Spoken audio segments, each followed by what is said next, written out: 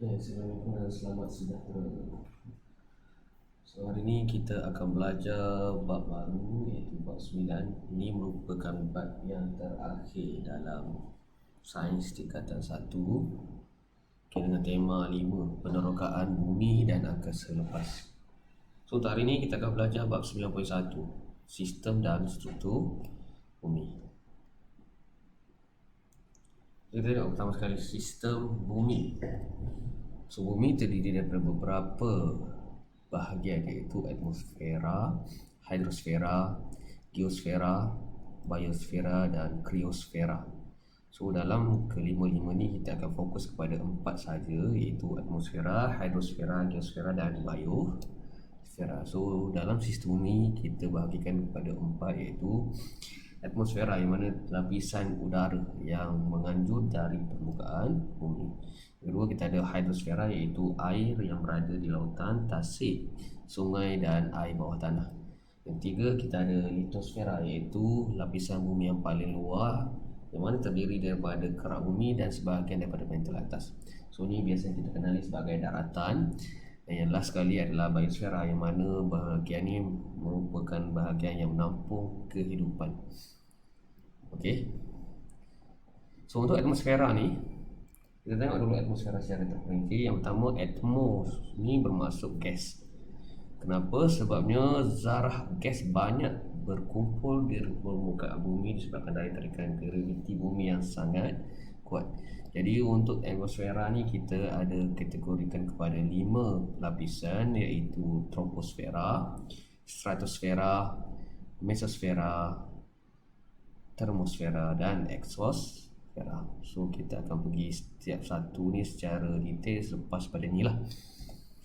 Okey, untuk seterusnya kita tengok apa kepentingannya atmosfera kepada kita. Antara kepentingannya adalah ianya mengandungi gas, oksigen dan karbon dioksida dan juga beberapa karbon gas lain yang telah kita pelajari dalam bab sebelum ni. Okey. Yang kedua, sebagai penebat haba. Yang ketiga, melindungi bumi daripada hentaman meteoroid. Yang keempat, menapis sinaran ultraviolet daripada sampai ke permukaan bumi. Okey, kita tengok kepada strata. Okey, lapisan atmosfera. Semana kita bahagikan tadi pada troposfera, stratosfera, mesosfera, termosfera dan juga exosfera ni. So kita fokus pada ni dulu. So yang pertama, lapisan paling bawah iaitu troposfera, merupakan lapisan paling rendah dan di sini terbentuknya awan, ribu peti dan tiupan angin. Okey, dalam ini terdapat juga uap air aerosol dan mengandungi 75% jadi same atmosfera. So dalam ni paling banyak. Kita tengok lapisan yang kedua iaitu stratosfera. So altitude-nya antara 13 km hingga 50 km. Dan sinaran ultra ungu ni kawasan di mana sinaran ultra ungu matahari diserat. Juga kita panggilnya sebagai lapisan ozonsfera. Okey. So biasanya kawasan ni adalah kawasan yang sesuai untuk kapal terbang yang laju supersonik. Okey, so yang lain biasa kita akan main di atas troposfera sahaja. Okey, paling tinggi. Okey, kita tengok yang ketiga iaitu mesosfera. Mesosfera ni merupakan berada di ketinggian 50 hingga 80 km daripada buaras bumi.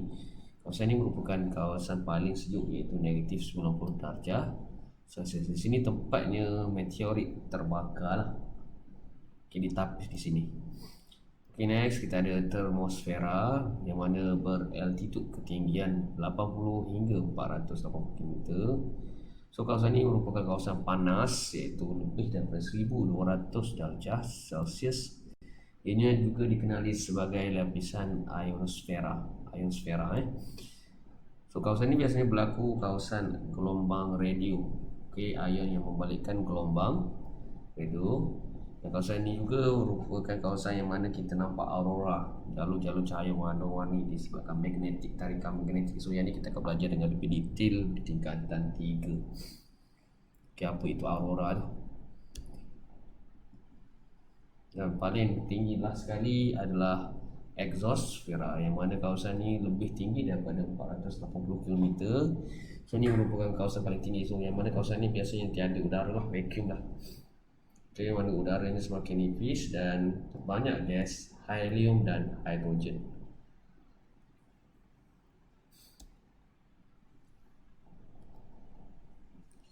Biasanya ciri-ciri struktur atmosfera ni, lapisan atmosfera ni adalah berdasarkan ciri-ciri yang berikut. Yang pertama, altitude ataupun kita panggil ketinggian, yang mana semakin bertambah altitude, semakin berkurang tekanan udara. Dan suhu semakin menurun. Maksudnya apabila altitude semakin bertambah, semakin tinggi daripada troposfera ke mesosfera ni, suhunya akan menurun. Tapi dia akan meningkat bila melebihi kawasan mesosfera ni. So kawasan ni pula adalah kawasan yang paling tinggi, suhunya akan meningkat. Jadi ada dua bahagian lah. Ada kawasan troposfera ke mesosfera. Bahagian bawah tu, biasanya kawasan ni semakin tinggi semakin sejuk. Tapi bila melepasi mesosfera ni, kawasan ni adalah suhunya semakin tinggi. Sebabnya masa ni dah tak ada tekanan udara, dah tak ada. Okey, so kita tengok lagi ciri-ciri secara lebih terperinci, iaitu troposfera. Tropos bermaksud berubah, yang mana tropo ni adalah kawasan yang paling dekat dengan bumi. Kenapa dipanggil berubah? Sebab kawasan ni adalah kawasan mana berlakunya perubahan cuaca, dan lapisan ni merupakan lapisan yang paling tumpat. Okay, maka tekanan udara kawasan ni adalah paling tinggi. So ni kawasan kita duduk lah.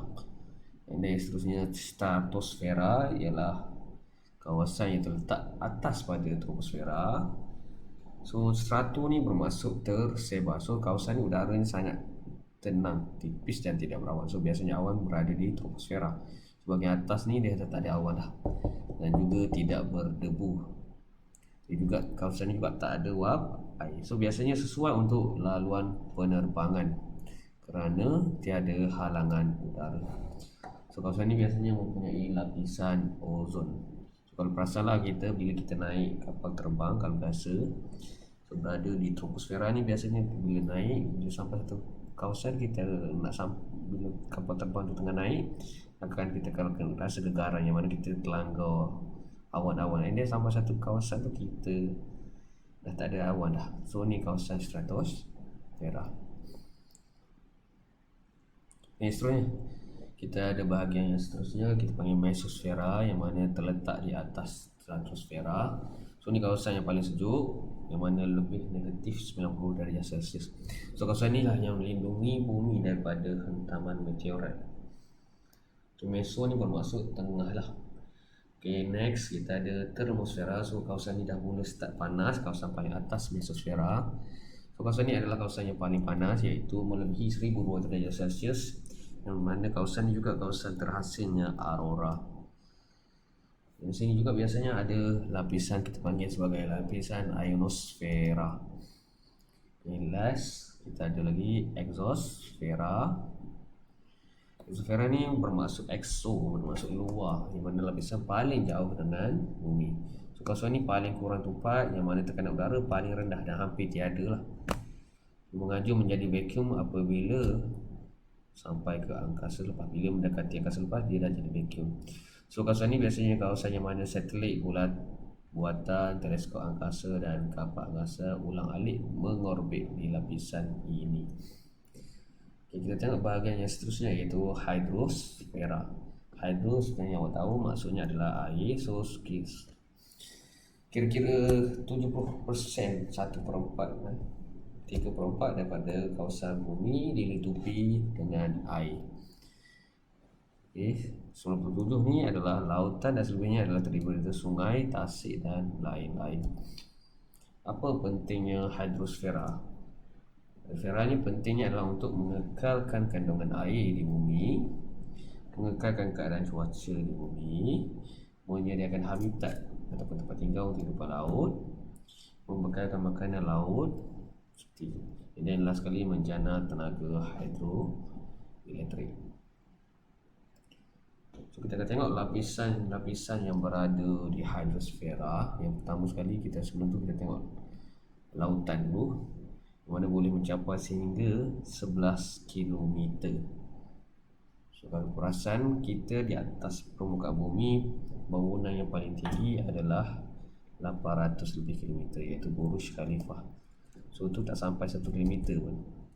Okay, laut ni kita ada kedalaman 11 km. So kita bahagikan kepada 3 lapisan, iaitu U photo, dis photo dan air photo. Okay, semakin bertambah kedalaman laut, semakin bertambah tekanan, yang mana pada masa yang sama cahaya juga berkurang dan suhu pun berkurang.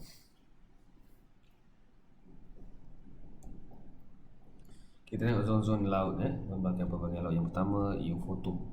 So yang mana Zabar kawasan ni kawasan pancaran matahari. Punya kedalaman sehingga 200 meter, suhu biasanya 20 darjah Celsius. So kawasan ni bila siang menerima cahaya matahari yang tinggi.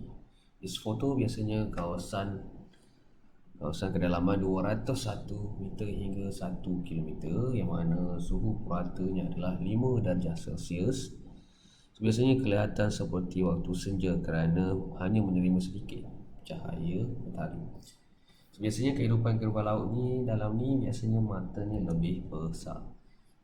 Okey, yang ketiga A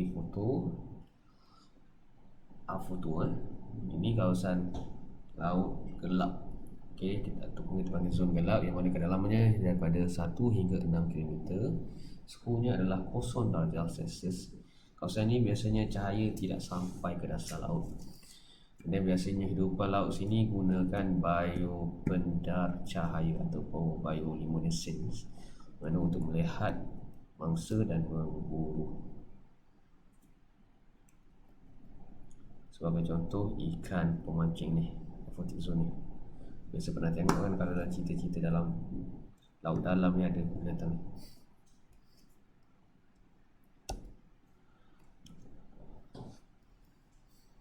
Okay, bahagian seterusnya kita akan belajar bahagian struktur bumi.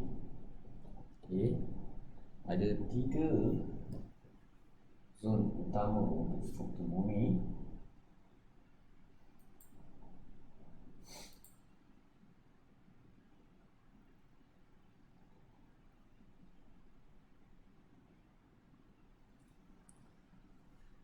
Okey, terdapat 3 zon utama, iaitu kerak bumi, mantle dan juga teras. Zon ni kalau kita tengok gambar ni, kerak ni adalah lapisan paling luar, mantle ni pertengahan, dan paling dalam adalah teras. Teras ni terbagi pada 2, iaitu teras luar dan teras dalam.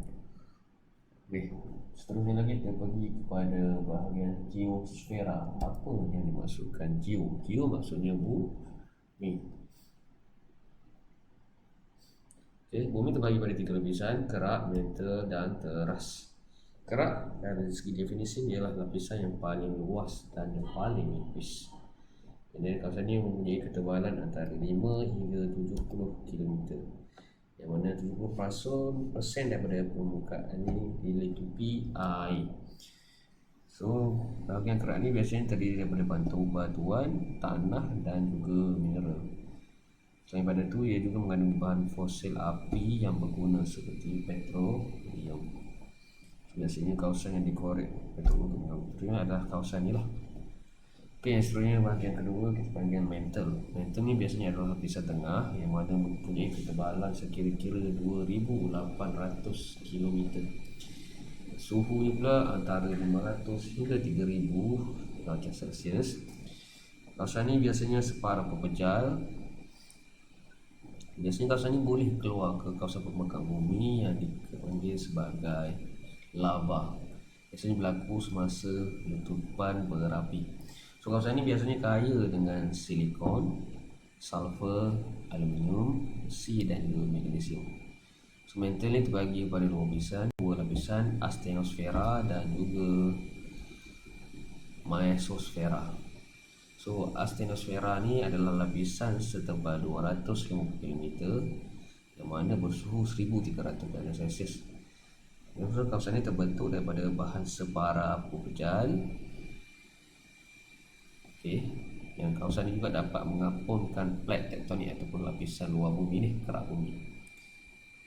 Okay, mesosfera ialah lapisan setebal 2550 km yang mana suhunya melebihi 2000 darjah Celsius.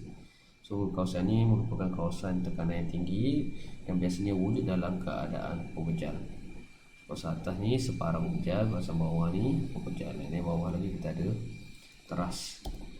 Teras ialah lapisan yang paling dalam dan juga dipanggil sebagai pusat bumi. So terbagi pada dua lapisan, iaitu lapisan luar, teras luar dan juga teras. Biasanya lapisan teras luar setebal 2200 km, suhunya antara 4500 hingga 5000 darjah Celsius. Ini kawasan ini mengandungi besi, nikel dan silikon dalam keadaan leburan. So besi yang cair dalam bentuk cair. Leburan dalam teras luar mengalir secara perolakan untuk menghasilkan medan magnet. Kawasan teras dalam, okey, biasanya kira-kira 1220 km saja. Suhunya adalah antara biasanya 5200 darjah Celsius. Kawasan ini adalah wujud dalam keadaan pupejal kerana termempat di bawah tekanan yang amat tinggi. Luburan cair, Okay, kita pergi ke bahagian seterusnya, litosfera. Okay, biasanya litosfera ni adalah kawasan kerak bumi bahagian atas pada metal. So lapisan ni biasanya setebal antara 15 hingga 300 km dan wujud dalam keadaan pupejal yang rapuh mudah. Lapisan litosfera yang pecah akan membentuk kepingan besar yang dipanggil plate tektonik. So inilah kerak bahagian atas mantle ni. So ada satu lapisan ni, litosfera ni. Plate tektonik biasanya akan terapung di atas lapisan astenosfera. So kita tengok semula secara ringkas. Kita ada untuk lapisan bumi, kita ada kerak, mantle, teras dan litosfera. So lapisan kerak adalah lapisan paling luar, biasanya terdiri daripada batuan tanah dan mineral. Lapisan mantle ialah lapisan tengah, ada dua bahagian, astenosfera dan mesosfera. Bahagian teras ada dua bahagian juga, teras luar dan teras dalam. Litosfera ni adalah bahagian antara mantle dengan kerak. Okay, terdiri daripada kerak dan bahagian atas mantle. So dia ada pertengahan antara mantle dan kerak. So biasanya ketebalan 50 km hingga 300 km. Bila pecah, dia akan membentuk kepingan yang dipanggil plate tektonik. So yang inilah yang berlaku kalau berlaku gempa bumi apa, tanah runtuh ke, yang inilah disebabkan oleh litosfera. Okey, pengurusan alam. Okay, apa yang perlu untuk pengurusan alam? Yang pertama, kita mestilah memelihara kebersihan atmosfera dan juga hidrosfera. Okay, atmosfera, udara dan juga air. So mengekalkan dan yang kedua, kita perlu mengekalkan kriosfera dengan mengawal pemanasan global. Yang ketiga, kita perlu mengekalkan geosfera supaya sesuai untuk pertanian dan sebagainya. Sebab kita perlu menjaga dan memelihara sumber biosfera daripada biosfera ni hidupan lah. Kita cerita banyak tentang struktur bumi, Planet Earth. so itu sikit sebanyak lah video So itu saja yang kita belajar dalam bab ni. Jadi kita tengok balik apa yang kita belajar, boleh ke? Sikit kita flashback balik, tak boleh.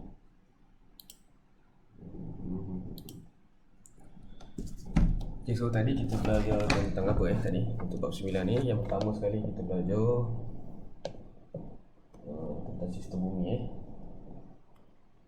Okay, saya review balik sistem bumi yang mana kita kategorikan kepada atmosfera, kita ada hidrosfera, kita ada litosfera, dan juga kita ada biosfera. So dalam atmosfera kita belajar kita ada 4 bahagian, iaitu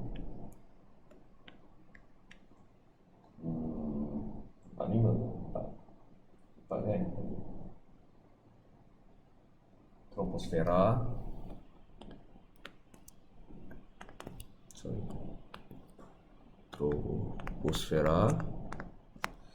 kita ada stratosfera,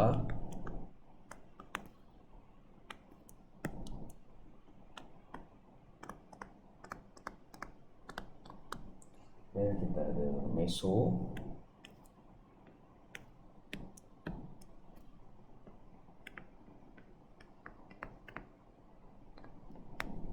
dan kita ada termo,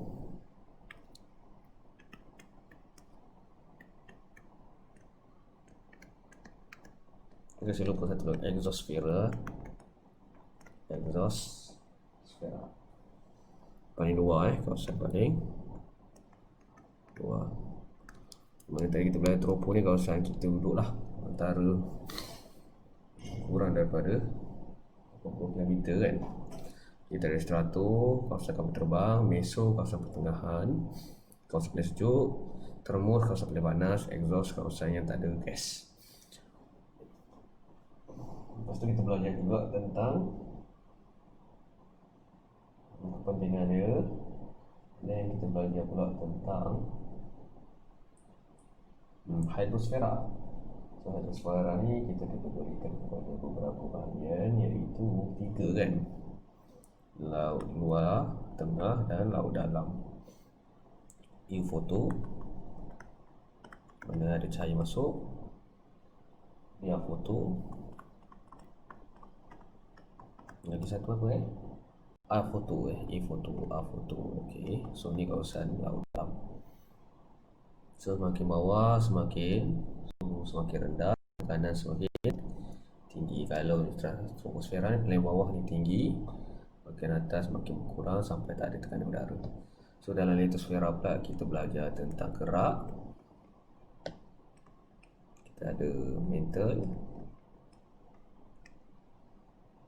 dan kita ada teras.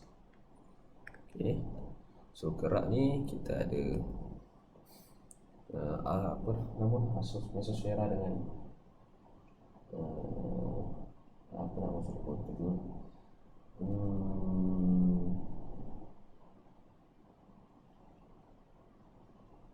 astenosfera, yes, astenosfera. Dan kita ada mesosfera. So kerak ni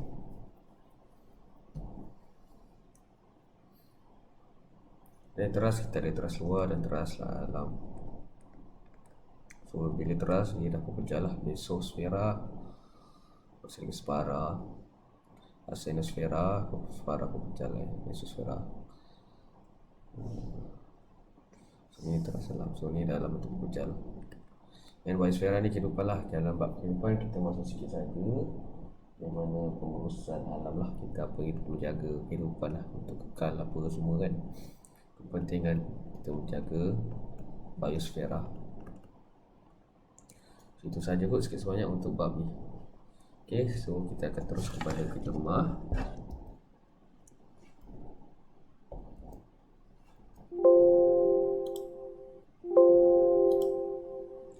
So untuk kerja rumah boleh tengok dalam website saya, muka surat Nota Sains tingkat 1 bab 91 seperti bumi. So dalam ni ada kerja rumah. Mana kerja rumah? Sorry, salah nota ni.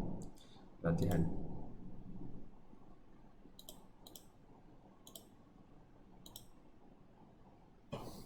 Latihan saya akan bagi link lah kat bawah nanti. So untuk kerja rumah ni tak keluar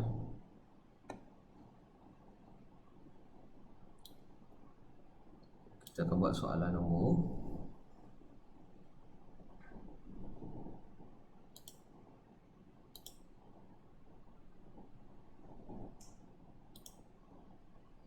soalan nombor 1, soalan nombor 2, soalan nombor 3, nombor 4, nombor 5, nombor 6, 7, nombor 8, nombor 9, nombor 10 dan nombor 11. Okay, so 1 sampai 11. Okay, saya rasa itu juga sikit sebanyak untuk hari ini. Sekian, terima kasih. Nanti untuk kelas seterusnya kita akan bincanglah jawapan ni. Okey. 1 sampai 11. Itu sahaja kot, sikit sebanyak.